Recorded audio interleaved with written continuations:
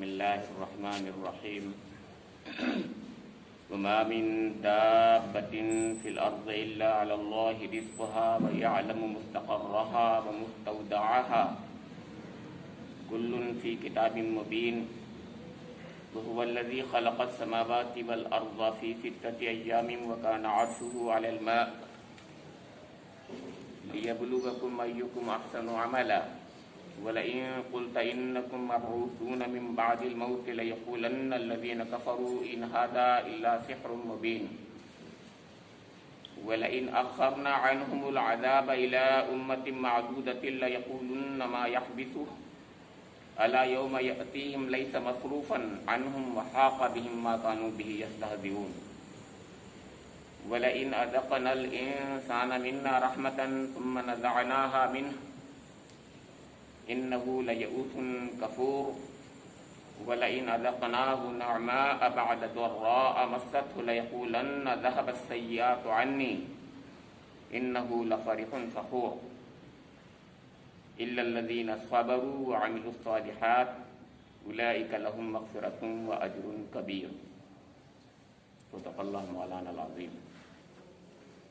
یہ سورہ ہود کی پہلے اور دوسرے رکوع کی آیات آپ کے سامنے چند تلاوت کی گئی ہیں،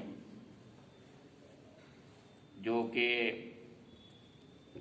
6 تا 11 آیات 7 آیات پر مشتمل ہیں۔ ان میں سے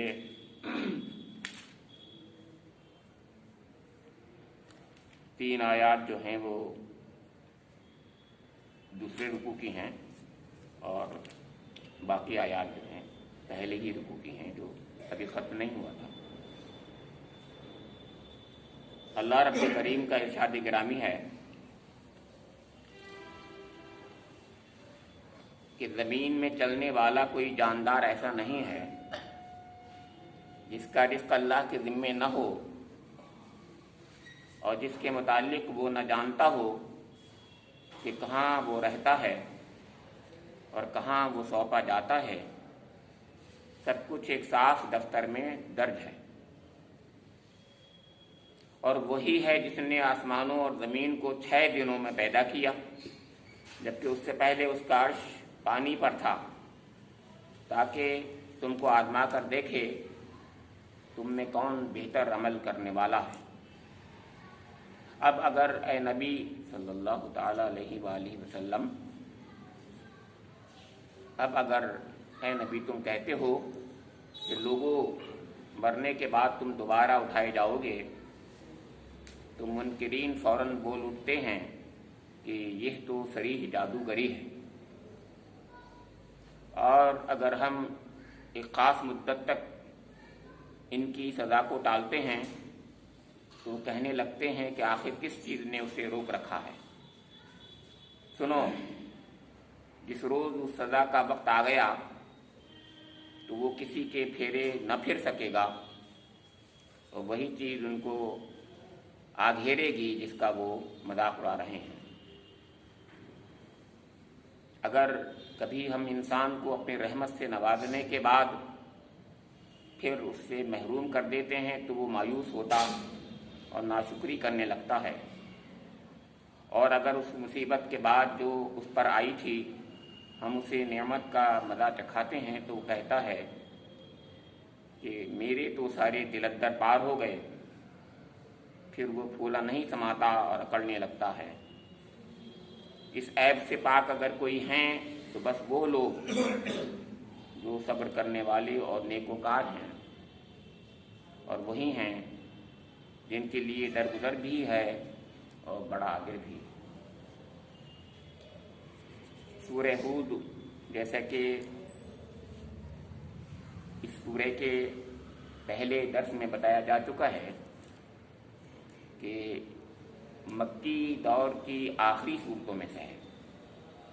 یہ بتایا جا چکا ہے کہ اس کی شان نزول میں ایک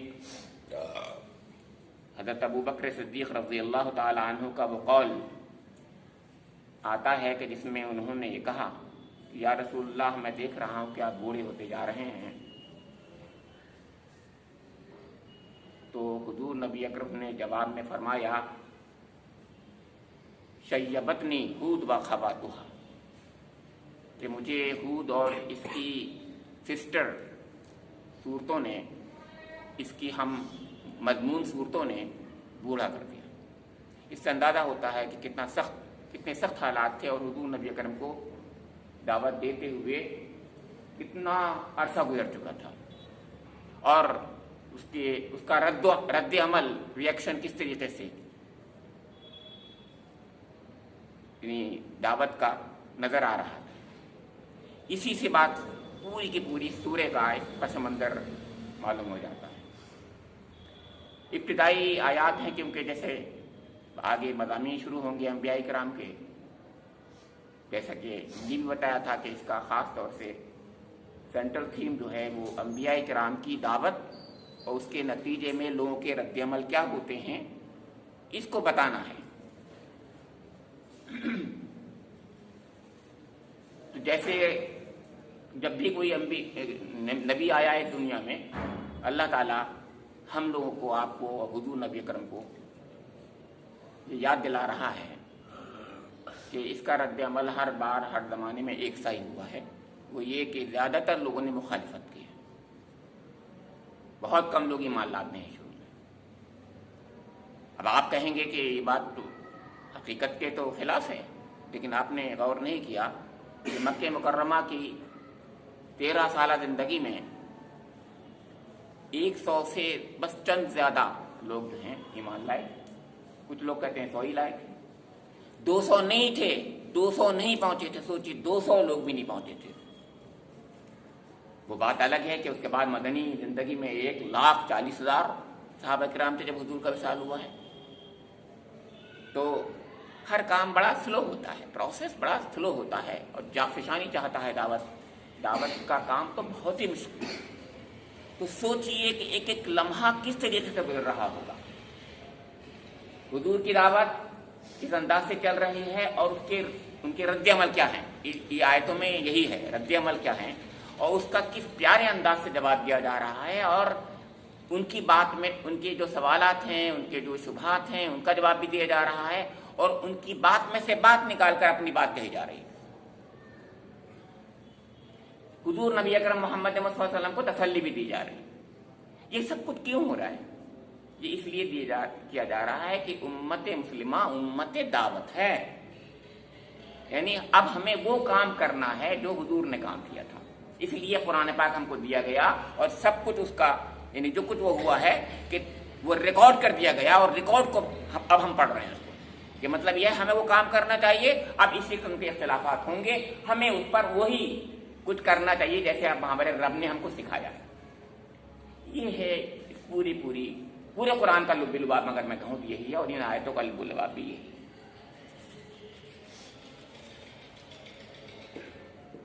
पहली बात जो फरमाई जा रही है आज की आयत में, वो उस आयत से जुड़ी हुई है, मरबूत है, इससे पहले के दर्स में थी। अब क्योंकि पारा शुरू यहाँ से हो रहा है तो मैंने यहाँ से शुरू कर दिया है, लेकिन अगर मुझे दर्स देना चाहिए तो यहाँ से शुरू करना चाहिए कि अला इन्नहुम यसनून सुदूरहुम लियस्तख्फू मिन अला हीन यस्तख्शून सियाबहुम यालमु मा युसिर्रून मा युअलिनून इन्नहु अलीमुम बिज़ातिस सुदूर। देखो ये लोग अपने सीनों को मोड़ते हैं ताकि इससे छुप जाएं, इससे मतलब हुजूर से या कुरान पाक से। खबरदार, जब ये कपड़ों से अपने आप को ढांपते हैं, अल्लाह इनके छुपे को भी जानता है और खुले को भी। वो तो उन भेदों से भी वाकिफ है जो सीनों में हैं। और ज़मीन में चलने वाला, उसके बाद अगली आयत वमा मिन दाब्बतिन, ज़मीन में चलने वाला कोई जानदार ऐसा नहीं है जिसका रिज़्क़ अल्लाह के में ना हो।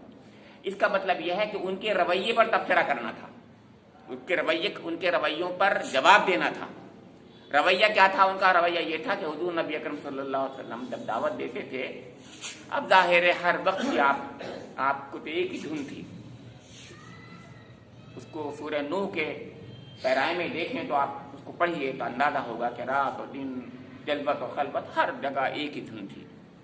बल्कि फलाल्ला का बाखिरुन नफ्स का लासारिहिम इल्लम युमिनु बिहादिल हदीस असफा, आप तो उनके लिए जान हल्कान कर दिए दे रहे थे, गोया जान दे देंगे, ये एक अंदाज था आपका। तो کچھ لوگ ایسے تھے جو مخالفت کر رہے تھے بالکل کھلم کھلا، کچھ لوگ ایسے تھے ذرا تھوڑی سی ان کے اندر آنکھوں میں پانی تھا، اور وہ جو تھے یہ کر رہے تھے کہ سامنے نہیں آنا چاہتے تھے، یا یہ حضور کے سامنے جب کبھی پڑ جاتے تھے تو کبھی کپڑے سے چھپا لیتے تھے چہرہ، کبھی کچھ کر لیتے تھے، کبھی کان انگلیاں بند کر لیتے تھے، سنائی دیا تھا، مطلب مختلف ان کے رویے ان کے تھے۔ تو یہ بھی تو ایک دائی کے ساتھ میں ایک ذلت کا معاملہ ہو رہا تھا، گویا حضور کو ذلیل کرنے کی بظاہر ان کی کا ایک طریقہ ہی تھا کہ ہم نہیں سنیں گے تمہاری بات، کپڑا لپیٹ لیا، کانوں میں انگلیاں ٹھوس لی۔ اب بتائیے کانوں میں انگلی ٹھیسنے کا مطلب کیا ہوگا؟ یہ تو کہ تم سناتے رہو، ہم نہیں سنیں گے، یہ انداز تھا۔ سوچیے کتنی تکلیف حضور کو ہوتی ہوگی۔ تو یہ فرمایا ہے اس کے جواب میں کہ تم تو یہ کر رہے ہو، اللہ تعالیٰ تو انہو علیم بذات الصدور، اللہ تعالیٰ تو سینوں کے دلوں کو جانتا ہے، سینوں کے حال کو جانتا ہے، اور وہ حال کو ہی نہیں جانتا بلکہ لوگوں کے ساتھ، لوگ نہیں بلکہ تمام جانداروں کے بارے میں اس کو ایک ایک لمحے کا، ہر گھڑی کا ان کو یعنی علم بھی ہے، بلکہ ان کو رزق بھی پہنچا رہا ہے۔ اسی لیے وہ مامن دابتین میں رزق کا تعلق جوڑ دیا کہ اس کا معاملہ یہی نہیں ہے کہ جانتا ہے، بلکہ وہ تو رب ہے، پالن ہار ہے، یعنی گویا تمہارا پالن ہار ہے۔ اب اس میں بڑی بڑی لطیف چیزیں ہیں، رب میں ہی بہت سی باتیں ہیں کہ رزق کی، جس رزق کی تمہیں ضرورت ہے تم اس سے تو بھاگ رہے ہو، اور اس رزق کے پیچھے پڑے ہوئے ہو جو رزق دنیا میں تھوڑی دیر کے لیے 4 گھنٹے 5 گھنٹے 6 گھنٹے کے لیے فائدہ پہنچاتا ہے۔ ہم بھی جانتے ہیں بھوک سے فائدہ کرتا ہے، لیکن اصلی رزق وہ ہے جو اللہ کی طرف سے آتا ہے، وہی الہی کا رزق جو ہوتا ہے اصلی رزق ہے، وہ روحانی رزق جو ہے، اس کا ذکر تو نہیں کیا کیونکہ وہ تو ابھی اسی کی بات کر رہے ہیں۔ تو یہ فرمایا کہ وہی ہے جس نے کوئی بھی جاندار ایسا نہیں ہے جس کا رزق اللہ کے ذمے نہ ہو اور جس کے متعلق وہ نہ جانتا ہو کہ وہ کہاں رہتا ہے اور کہاں سونپا جاتا ہے، اور سب کچھ ایک صاف دفتر میں درج ہے۔ پہلی بات بنیادی یہ کہی کہ وہ تو سب کچھ جانتا ہے۔ اس میں 2 باتیں کہی ہیں، ایک تو کہا ہے کہ یعلم مستقرہا و مستودعہا، انہ علیم بذات الصدور، سینوں کا بھی حال جانتا ہے، اور یعلم جانتا ہے کہ ان کا مستقر کیا ہے، اور یہ بھی جانتا ہے کہ ان کا مستودع کیا ہے۔ اب مستقر اور مستودع میں بہت سے اقوال صحابہ کرام اور تابعین حضرات کے تفسیروں میں نقل، میں صرف اشارہ کرتا چلے جاؤں گا۔ ایک اس کے معنی یہ بھی ہیں کہ رحم مادر، اور دوسرے معنی ہیں صلب پدر، مستودع صلب پدر بتایا اور رحم مادر بتایا مستقر کو۔ ایک معنی اس کے یہ ہے کہ دنیا کی زندگی، اور دوسرے معنی یہ ہے کہ آخرت کی زندگی۔ اسی مستقر کے معنی بتائیں لوگوں، اصلی مستقر تو حقیقت میں وہی ہے ہمارا، مستقر تو حقیقت کے لحاظ سے وہی ہے، اس لیے کچھ نے کہا کہ وہ مستقر ہے، اس لیے کچھ لوگوں نے کہا نہیں دنیا میں جو رہتا ہے وہ بھی مستقر ہے، لیکن مستودع کے بارے میں زیادہ تر لوگوں نے یہی کہا کہ قبر سے مراد ہے، کیونکہ وہیں سونپا جاتا ہے، وہیں پہنچایا جاتا ہے۔ تو بہرحال کتنے ہی معنی ہو، سب معنوں کو لے لیجیے، مطلب کہنے کا یہ ہے کہ اللہ تعالیٰ یہ خوب جانتا ہے کہ اس دنیا میں وہ کہاں رہ رہا ہے، دنیا میں کس چٹان کے اندر وہ کیڑا ہے، سمندر کی کس یعنی گہرائیوں میں، کن گہرائیوں میں ہے وہ، ان کو بھی پہنچاتا ہے اللہ تعالیٰ۔ ایسا دیکھا گیا ہے۔ اب تو پھر ایسی جگہوں پر سائنس کی ضرورت ہمیں صرف اس کے لیے نہیں آتی کہ ہم سائنس کے ذریعے کسوٹی قرآن کی حقیقت کی نکالیں، بلکہ ہمیں اس سے یہ ہمیں ایک فائدہ ہوتا ہے کہ ہمیں ان معلومات کے ذریعے سے ہمارا ایمان بڑھ جاتا ہے۔ یہ ہوتا ہے کہ اللہ تعالیٰ، یہ دیکھا گیا چٹان کے اندر کیڑا ہوتا ہے، چٹان کے اندر کیڑا ہوتا ہے، اور اس کے اندر بھی اللہ تعالیٰ کیڑا ہے تو زندہ ہے، اور زندہ ہے تو اس کو رزق مل رہا ہے، تبھی تو زندہ ہے۔ آپ بھی جانتے ہیں بات ہے۔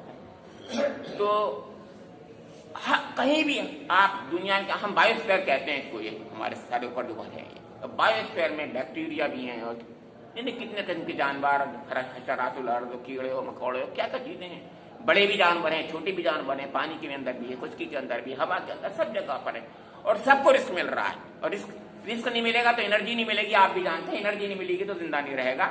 اور خاص طور سے یہاں دابتن میں ایک اور میں سوچنے لگا، دابتن سے کیا ہے؟ اللہ تعالیٰ تو پیڑ پودوں کو بھی رزق پہنچاتا ہے۔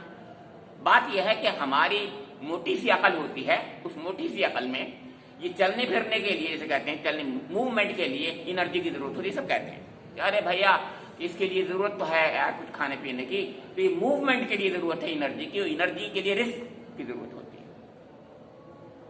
اس کو ہی رزق کہتے ہیں جو ہمارا فیول ہوتا ہے۔ کسی بھی وہیکل میں جب تک فیول نہیں ہوگا وہ چلے گی نہیں، تو چل رہی ہے دابہ میں، یہ مطلب ہے۔ تو سوچو جو تم چل پھر رہے ہو اللہ تعالیٰ ہی کے اذن سے چل رہے ہو، اس کو رزق تمہیں مل رہا ہے، یہ بات یہاں کہی ہے۔ لیکن یہ تو مستقر کی بات ہے، مستودع کا مطلب یہ ہے، لیکن یہ مت سمجھو کہ تم یہیں رہو گے، بلکہ ایک دن اللہ کے حضور سونپ دیے جاؤ گے، وہ تمہاری قبر ہوگی، تم مانو یا مت مانو۔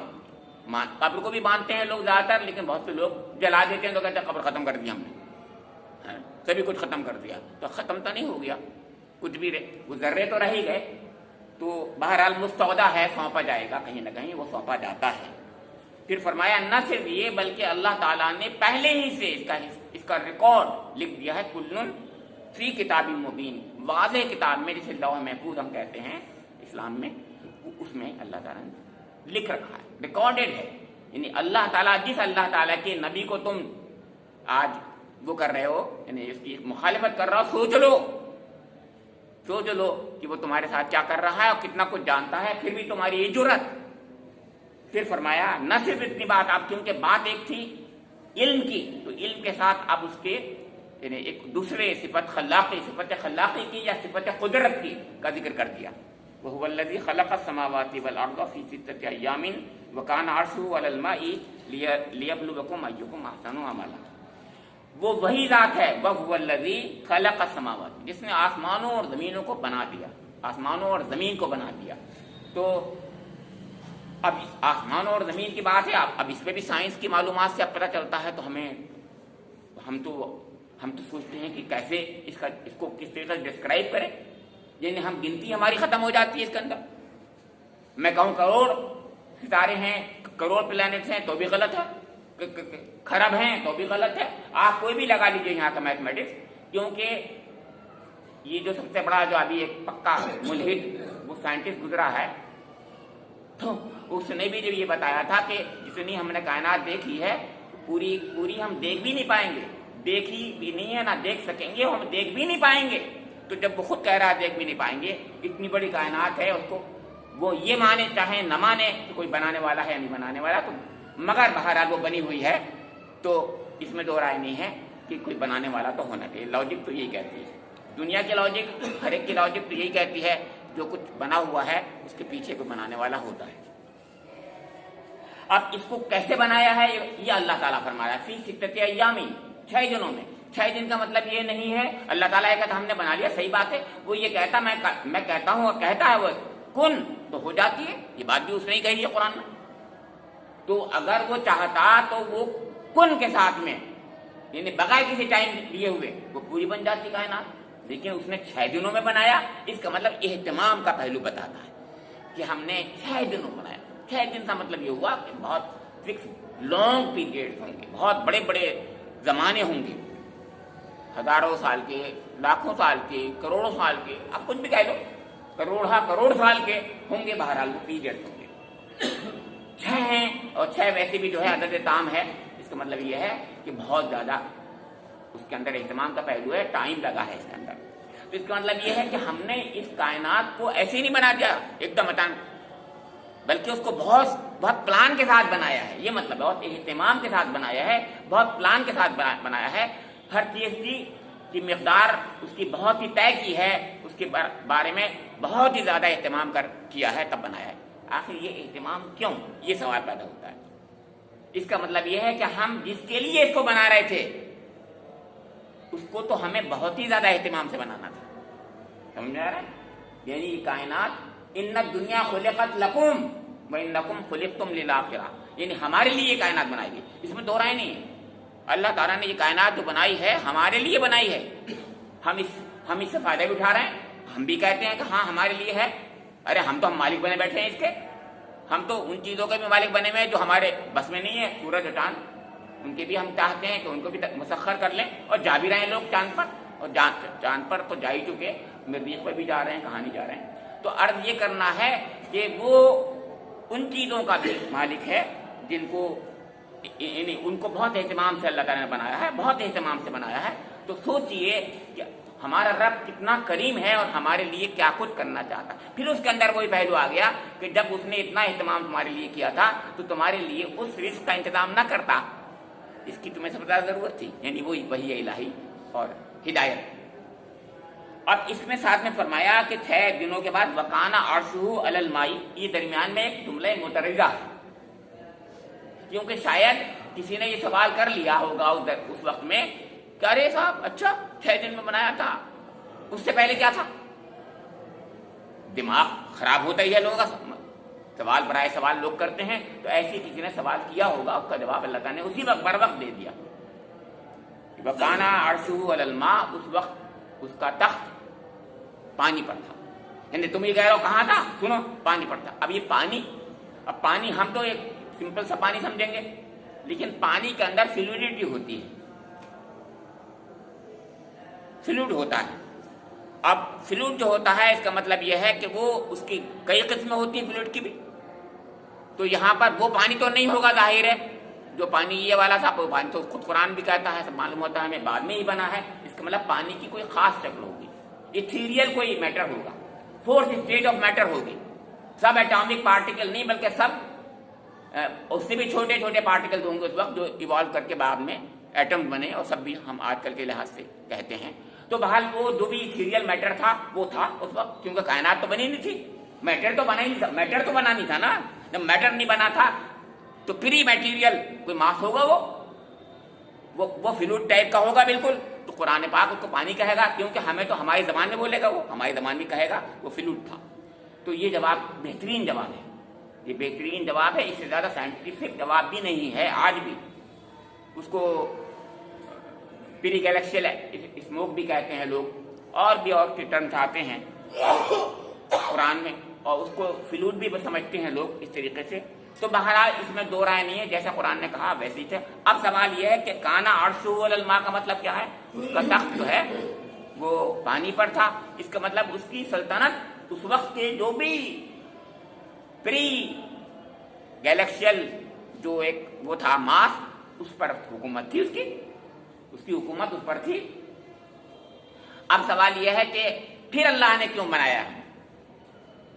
फरमाया लियब्लुवकुम अय्युकुम अहसनु अमला, ये है जो जवाब दिया गया है कि इसलिए बनाया कि तुम्हें आजमाए। यानी तुम्हारे बनाने से पहले उसने इस खलकत को, कायनात को भी बहुत ही ज्यादा एहतमाम से बनाया, इसलिए कि तुमसे हम बहुत बड़ा काम लेना चाहते थे, तुम्हारा इम्तहान लेना चाहते थे। लियब्लुवकुम, तुम्हारा इम्तहान लेना चाहते थे। फिर कहा लेकिन इतना ही इम्तहान नहीं लेना चाह रहा था, जवाब में पूरी बात कह रहा है अय्युकुम अहसनु अमला, तुम में कौन अच्छे अमल करने वाला है। यानी हमने तुम्हारा इत्माम से तुम्हारी तखलीक इसलिए की कि तुम्हें हमने अक्ल से नवाजा, तुम्हें अखलाक से नवाजा, तुम्हें बेहतरीन साख से नवाजा, बेहतरीन साख।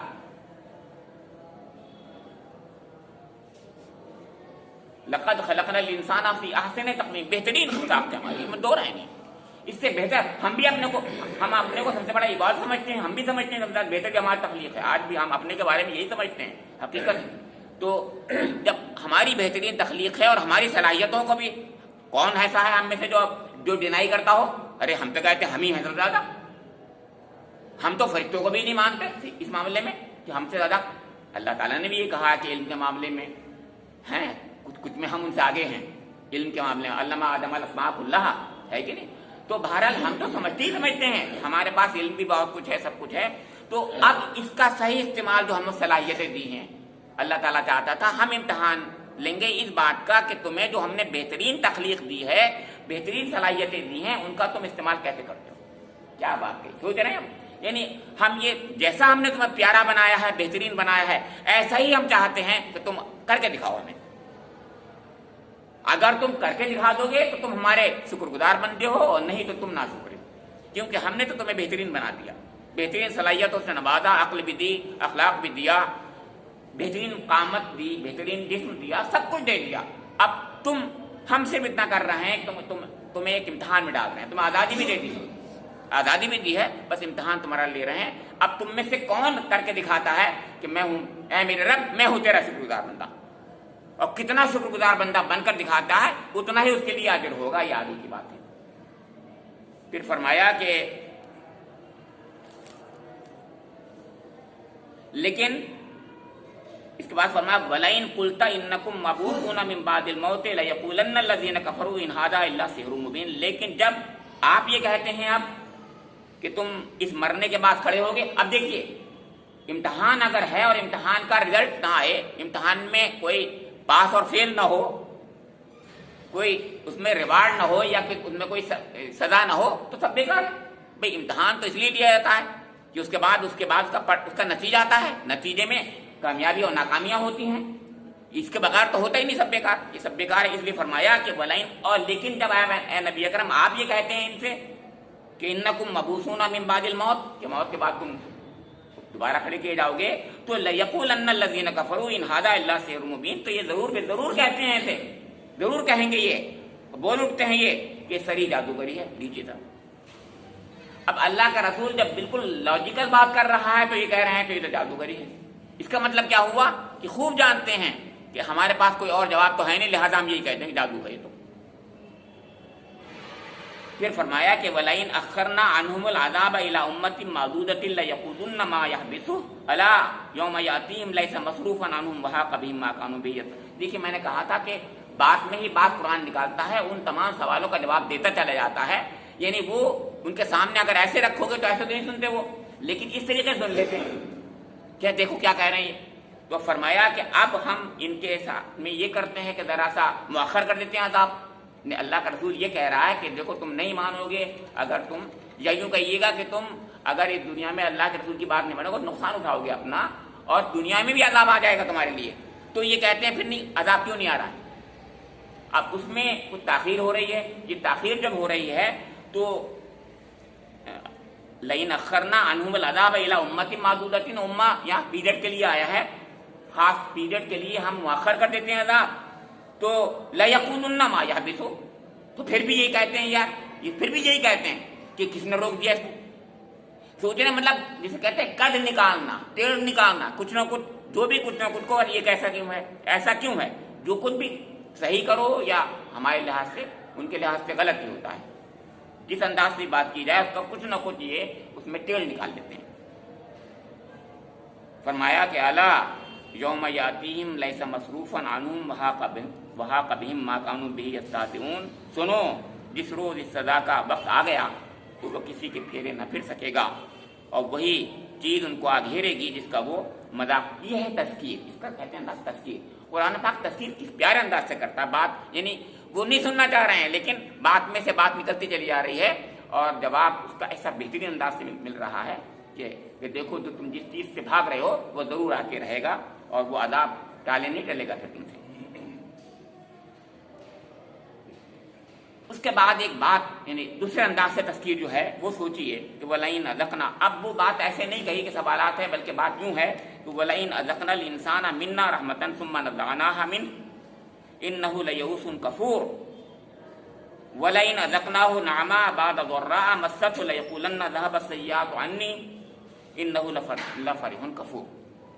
اب انسان کی دو کیفیتیں ہوتی ہیں، دو حالتیں ہوتی ہیں، یا تو وہ بہت اچھی زندگی گزارتا ہوتا ہے، فارغ البال ہوتا ہے، خوشیاں ہوتی ہیں، مسرتیں ہوتی ہیں، شادمانیاں ہوتی ہیں، یا وہ مصیبتوں میں ہوتا ہے۔ یہ دو کیفیتیں ہوتی ہیں، ہر انسان کے ساتھ میں ہوتی ہیں، یعنی ایسا نہیں ہے، ہر انسان کبھی نہ کبھی ان کیفیتوں میں کسی نہ کسی کیفیت میں ہوتا ہے، اچھی کیفیت میں ہوگا، بری کیفیت میں ہوگا، پریشانی میں ہوگا، یا کسی مسرت و شادمانی میں ہوگا۔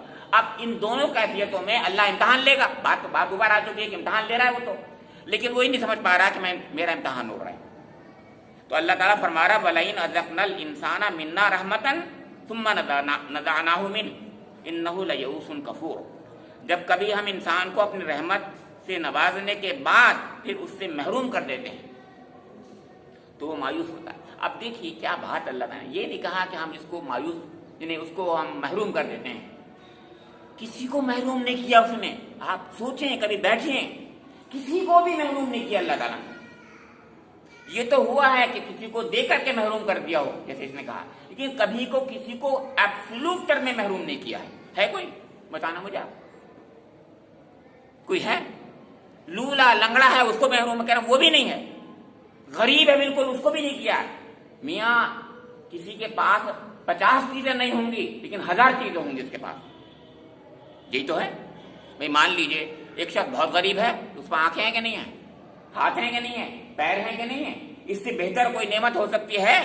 उससे पूछो जिसके पास हाथ नहीं है, उससे पूछो जिसके पास पैर नहीं है, और जिसके पास हाथ पैर हैं और मान लीजिए पैसा नहीं है, तो मियाँ उससे पूछो कि तेरे पास तो बहुत कुछ है, और जिसके पास पैसा है और ये चीजें नहीं है तो उससे पूछो इनके बारे में। तो गोया नेमतों का तो मामला यह है कि कुछ मेटीरियल टर्म में कुछ चीजें हैं जो नजर आती हैं, कुछ मानवीय चीजें हैं जो नजर नहीं आती, तो मगर अल्लाह की नेमतें ही नेमतें हैं।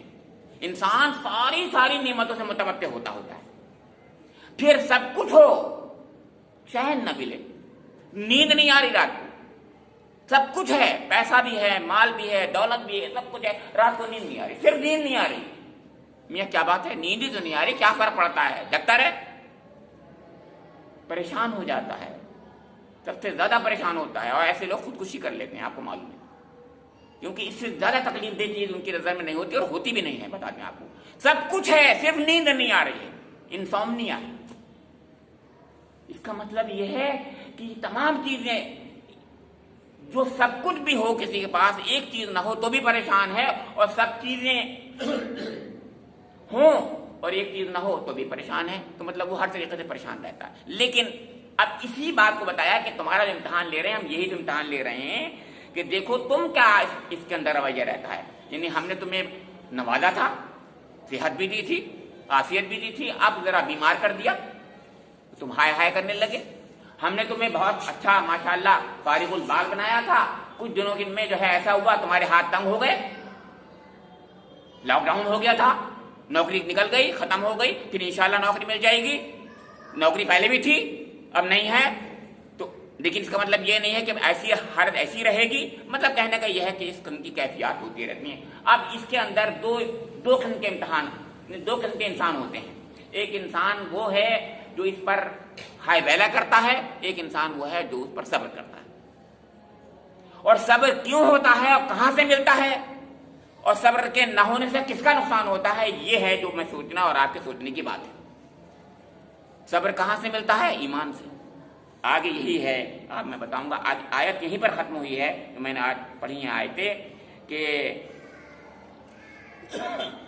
उलाइक लहुम इसके इल्लल्लज़ीना सबरू व अमिलुस सालिहात उलाइक लहुम मग़फ़िरतुम व अजरुन कबीर। इसमें है बात।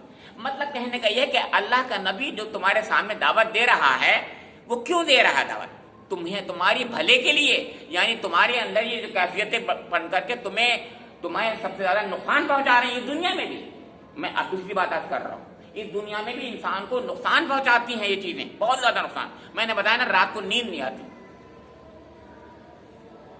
सिर्फ जरा सी परेशानी की वजह से।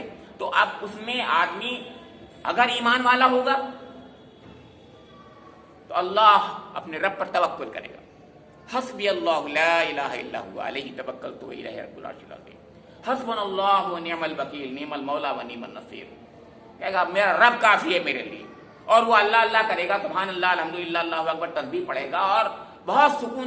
अच्छा, ये हमारा और आपका, मेरे ख्याल सभी का होगा मेरे ख्याल से तजर्बा कि हमें नींद नहीं आ रही है, जरा थोड़ी देर तस्बीह पढ़ के देखिए आप, जरा सी देर में नींद आ जाती है। फिर आपको शैतान इब्लीस जो है वो कहता है ये तस्बीह पढ़ने लगा, वो पसंद नहीं करता ना, वो पसंद ही नहीं करता। आप जरा सी देर पढ़िएगा, उसके बाद फिर आपको नींद आ जाएगी। ये नहीं कि मतलब ये उसकी बात, वैसे तो सकीना भी नाजिल होती है, उसका एक पॉजिटिव पहलू भी है, निगेटिव पहलू मैं ज्यादा समझता हूँ उसका। इब्लीस जो है ये चाहता है कि अरे यार ये तो अल्लाह अल्लाह अल्लाह करने लगा, तो वो तो चाहता ही नहीं कि अल्लाह के करीब आए, तो वो जल्दी सुला देता है। वो कहता है अच्छा आप तुम थपक देता वो, और वरना खूब थप्पड़ मारता होता है, आपको जगाता है। तो ये बताया जा रहा है कि वलाइन अज़क़नल इंसाना मिन्ना रहमतन सुम्मा नज़अनाहा मिन इन्नहु लयऊस। इंसान बायूस हो जाता है, यानी नाशुक्रा हो जाता है, जरा सी देर में नाशुक्रा। अरे मेरे रब ने तो कुछ भी नहीं दिया मुझे, और मुझे तो गरीबी कर दिया, और मुझे तो बीमार कर दिया, और सेहत तो मुझे मिली नहीं है कब से, मेरे घर वालों को मार दिया, और मेरे 10 चीजें कहता है इंसान। अरे भाई तू जरा झांक के देख, हर घर में यही हाल है।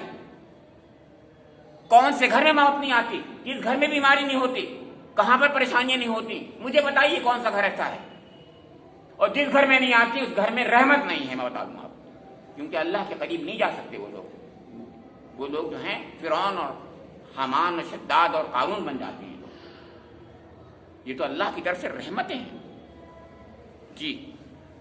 फिर फरमाया कि वलइन अज़क़नाहु नअमा बाद ज़र्रा मस्सतहु लयक़ूलन्ना ज़हबत सय्यिआतु अन्नी इन्नहु लफ़रिहुन फ़ख़ूर।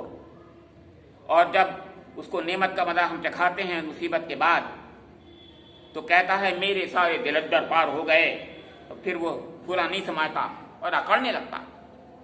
सूरह फजर में भी इसी की तरफ इशारा है, खास तौर से दिमाग खराब हो जाता है। अल्लाह ताला दोनों बार ये कहता है जब उसको आजमाते हैं, दोनों बार लफ्ज़ आजमाए नब्तली, वहाँ पर भी हर बार ये आया है कि हम उसको आजमाते हैं, इस तरीके से आजमाते हैं, इस तरीके से। तो अल्लाह ताला तो आजमा रहा है, लेकिन हम समझ रहे हैं अरे वाह वाह हमसे अच्छा तो कोई है ही नहीं, मेरा रब जो है मुझे नवाज रहा है। वो समझते हैं कि मैं सबसे अच्छा हूँ। उस जमाने के जो सरदारान कुरैश थे, उस जमाने क्या हर जमाने के सरदार ऐसे होंगे, हर जमाने के ऐसे लोग होते हैं। तो हुजूर नबी अकरम के सामने उनका दिमाग खराब हो जाता था और सरदारान कुरैश ये कहते थे कि मोहम्मद सल्लल्लाहु अलैहि वसल्लम तुम्हारा क्या, तुम्हारे पास तो कुछ भी नहीं है, तुम तो मतलब बहुत खराब लफ्ज़ बोलते थे हुजूर के लिए वो। और कहते देखो हमारे पास सब कुछ है दुनिया में, जब कुछ सब कुछ है तो अगर अव्वल तो मरने के बाद कोई जिंदगी नहीं है, अगर होगी भी वो हमारे लिए हो। ये चीज कमजरफी है। ये कमजरफी और बेसब्री दोनों चीजें इंसान की सरिश्त में हैं, यानी होनी नहीं चाहिए। उसको तो बहुत अच्छा बनाया है, लेकिन इब्लीस उनको एक्सप्लॉइट करके सबसे ज्यादा उनको जलील करवाता है। तो ये बेसब्री और कमजरफी कहां से खत्म होगी, कैसे खत्म होगी? अल्लाह के रसूल की दावत से, अल्लाह की दावत से, इस्लाम से, ईमान से। ये कहना चाह रहा है ने कुरान पाक किस प्यारे अंदाज से, लतीफ अंदाज से दावत दे रहा है। ये कहना चाह रहे हैं कि तुम समझ ही नहीं रहे हो, तुम अपनी दुनिया की हालत को खराब किए बैठे हो। तुम्हारी जिंदगी दुनिया की भी बन जाएगी और तुम अल्लाह के रसूल को यानी सुनना नहीं चाहते, कपड़े बांधे हुए हो, कानों में ऊँगें ठूस रहे हो, और वो बेचारा कह रहा है कि तुम मेरी बात सुन लो, तुम्हारी जिंदगी बनेगी। तो कहा गया है कि इन्नहु लयऊस, यहाँ पे फरमाया कि इन्नहु लफरिहुन फखूर। अब वो दिमाग उसका खराब होता है, फख्र करने लगता है ये शख्स। इल्लल्लज़ीना सबरू व अमिलुस सालिहात। ये है आखिर में बिल्कुल इसका तबसरा कि सिवाय उन लोगों के जो लोग सब्र करते हैं और अमिलुस सालिहात और नेक अमल करते रहते हैं, उलाइका लहुम मग़फ़िरतुन व अज्रुन कबीर। उनके लिए ही अल्लाह की तरफ से मग़फ़िरत है, यानी अल्लाह ताला अफ़्व दरगुज़र का मामला करता है उनके साथ में, और बहुत ज़्यादा, यानी न सिर्फ ये कि उनको माफ़ कर देता है। अब माफ़ करने की बात क्यों कहता है अल्लाह ताला? क्यों ही नहीं कहता पहले ही कि मैं उसका अजर दे दूंगा? बात यह है कि इंसान हक अदा नहीं कर सकता। जो कुछ अल्लाह की तरफ से नेमतें मिली हुई हैं उनका हक अदा कर ही नहीं सकता। अब मुझे बताइए, मैं बोल रहा हूं, आप भी बोलते हैं अल्लाह का शुक्र है, इस बोलने का हक अदा नहीं कर सकते। मैं हर वक्त सुभान अल्लाह, अल्हम्दुलिल्लाह, अल्लाहु अकबर कहता रहूं, हर वक्त में नमाज में तकबीरात और तस्बीहात और हम्द और तस्बीह सब कुछ करता रहूं, तो भी मैं कितने लम्हे अपनी ज़बान को खामोश रखूंगा, जबकि मैं बोल सकता था उस वक्त भी नहीं बोलूंगा। मुझे बोलना था तो मैं सिर्फ अल्लाह की तस्बीह बयान करता और हम बयान करता, ये हक था, लेकिन नहीं कर सकता, कर भी नहीं सकता। मुझे आंखें और आपको आंखें मिली हुई हैं, अल्लाह ताला ने दी हैं, मैं हर वक्त देखता हूं उनसे और ठोकर नहीं खाता उसकी वजह से। हर बार जब मेरा कदम उठता है, ये शुक्र को वाजिब करता है। क्या अल्लाह तेरा शुक्र है कि मैं ठोकर मुझे नहीं खाई। कितने लोग ठोकर खा के गिर पड़े हैं, कितनी बार फ्रैक्चर हो जाते हैं उनके, और ऐसा देखा है हमने। हमारे हाथ भी ठीक हैं, अल्लाह का शुक्र है, हाथ पैर कान हाथ हर चीज ठीक ठाक है, अल्लाह का शुक्र है, फिर भी हम शुक्र अदा नहीं करते। अगर हम सब शुक्र अदा करते तो भी नहीं कर सकते थे, तो फिर अल्लाह ताला की मग़फ़िरत ही हमें बचाती है, वो माफ कर देगा हमें कि ठीक है मेरे बंदे, तूने अपनी से कोशिश कर ली, अब हमने माफ कर दिया तुझे। तूने नहीं किया, बहुत बार नहीं किया, बहुत बार जान के भी नहीं किया तूने, बहुत बार अनजाने में नहीं किया तूने जान के भी नहीं किया कभी अगर तो, लेकिन तूने किया बहुत बार अगर, तो हमने तुझे माफ कर दिया। ये है वो बात, क्योंकि तूने तौबा भी की थी इस बात में, और उसके साथ में हम तुझे और ज्यादा देंगे, अजरुन कबीर, बहुत ज्यादा अजर देंगे। देखिए ये है वो बात جو کہتا ہے قرآن پاک۔ اللہ تعالیٰ یہاں پر ہمارے سامنے اپنے کلام کو پیش کر کے بتاتا ہے کہ تمام کلام جو ہے اس کا مقصد یہ ہے کہ دنیا کے سارے انسان اپنی اس دنیا کی زندگی کو بہتر بنا لیں، اس دنیا میں بھی کامیاب ہو جائیں، اور اصلی کامیابی مرنے کے بعد کی زندگی میں ہے، وہاں پر کامیاب ہو جائیں۔ تو انہی کا تو فائدہ ہے، کسی اور کا فائدہ نہیں، اس رسول کا فائدہ نہیں ہے، کسی دائی کا فائدہ نہیں ہوتا، اللہ کا فائدہ نہیں ہوتا، انسان کا اپنا ہی فائدہ ہے۔ رب کریم مجھے بھی اور آپ لوگوں کو بھی اس حقیقت کا فیضان نصیب فرما دے اور عرفان نصیب فرما دے کہ میں اگر نیک کام کروں گا تو میرا فائدہ ہوگا، میں اللہ کی بات مانوں گا تو میرا فائدہ ہوگا، میں اگر صحیح راستے پہ چلوں گا تو میرا فائدہ ہوگا، دنیا میں بھی فائدہ ہوگا، آخرت میں بھی۔ ربنا تقبل منا انک انت السمیع العلیم تب علینا انک انت التواب الرحیم۔ سبحان ربک رب العزة عما یصفون وسلام علی المرسلین والحمد للہ۔